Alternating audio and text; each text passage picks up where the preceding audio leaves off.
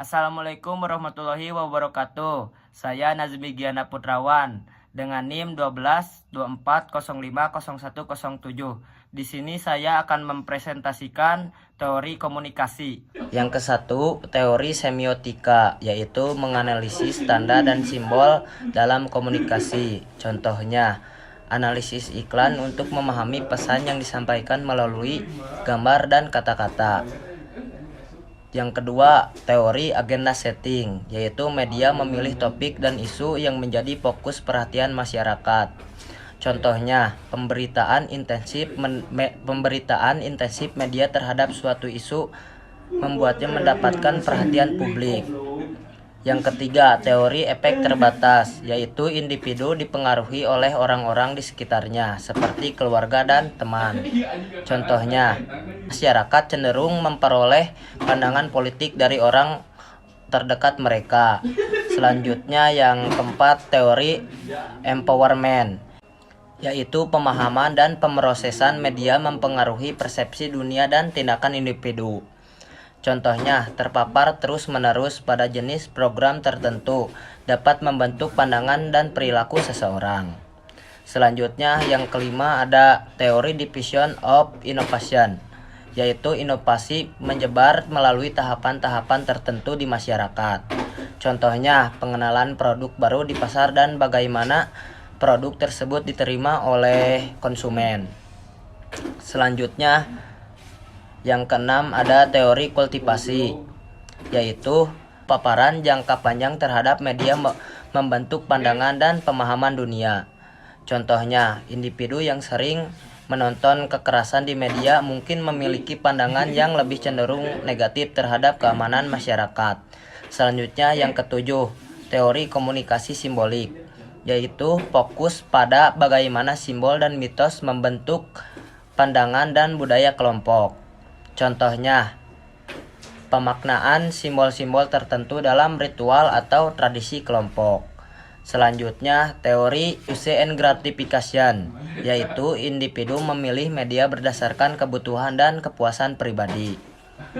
Contohnya, seseorang menggunakan media sosial untuk memenuhi kebutuhan sosial dan informasi. Yang kesembilan, teori siklus hidup media, yaitu media mengalami tahapan siklus hidup yang melibatkan inovasi, pertumbuhan, dan penurunan.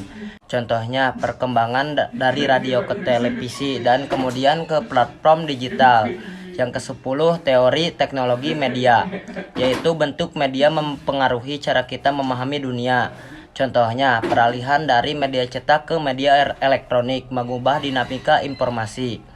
Teori yang ke-11, teori lingkaran dialog, yaitu hubungan yang lebih dalam terbentuk melalui dialog dan pengalaman bersama. Contohnya, diskusi kelompok yang mendalam untuk memahami pandangan yang berbeda. Yang ke-12, teori konvergensi, yaitu batasan antara berbagai jenis media semakin kabur. Contohnya, integrasi konten melalui berbagai platform seperti film, buku, dan permainan video. Yang ke-13, teori spiral of silence, yaitu individu cenderung merahasiakan pendapat yang dianggap minoritas. Contohnya, seseorang mungkin tidak mengungkapkan pandangan politiknya jika merasa kurang populer di lingkungannya. Yang ke-14, teori penyiaran, yaitu mempertanyakan pertanyaan siapa, mengapa, apa, kepada siapa, melalui saluran apa, dengan dampak apa. Contohnya, analisis siapa yang mengendalikan dan mempengaruhi pesan dalam industri media. Teori jaringan sosial, yaitu hubungan sosial membentuk jalur komunikasi dan pengaruh informasi. Contohnya, penyebaran informasi melalui jaringan sosial online. Selanjutnya, yang ke-16, teori teater terpimpin, yaitu melibatkan penonton dalam proses teater untuk membangun kesadaran dan memicu perubahan sosial. Contohnya, pertunjukan teater yang mengajak penonton berpartisipasi dalam membahas isu-isu sosial.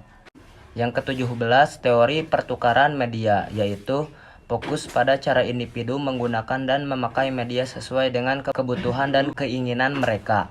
Contohnya, menonton acara televisi sebagai bentuk pertukaran sosial dan budaya. Yang ke-18, teori penyiaran simultan, yaitu media membantu membangun realitas sosial melalui berbagai bentuk penyiaran simultan. Contohnya, berita dan informasi yang disiarkan secara bersamaan melalui berbagai platform media. Yang ke-19, teori naratif paradigma, yaitu manusia cenderung membuat dan memahami dunia melalui narasi atau cerita. Contohnya, pengaruh cerita dalam membentuk pandangan dan keyakinan.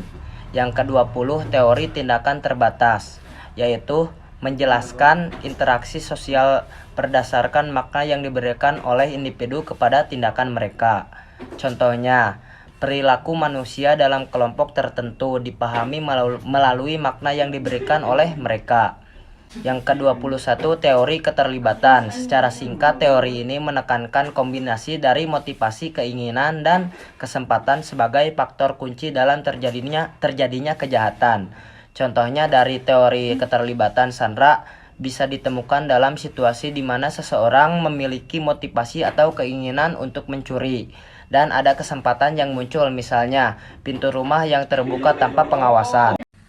Selanjutnya, teori penerimaan aktif menyatakan bahwa audiens secara aktif terlibat dalam menginterpretasikan dan memberikan makna pada pesan media, bukan hanya menerima informasi secara pasif.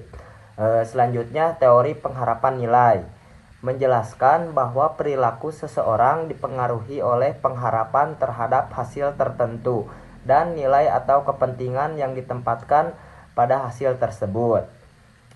Selanjutnya, teori kultural imperialism menggambarkan bagaimana budaya dominan dari negara maju, terutama melalui media, mendominasi dan mempengaruhi budaya negara-negara berkembang, seringkali mengikis budaya lokal.